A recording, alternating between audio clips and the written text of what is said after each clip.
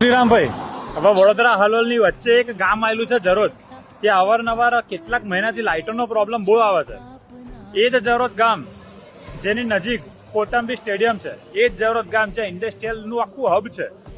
હવે જરોદ ગામ અમારું ગામ નથી, હવે ગામના લેવલ પર એક સિટી લેવલનું ગામડું છે.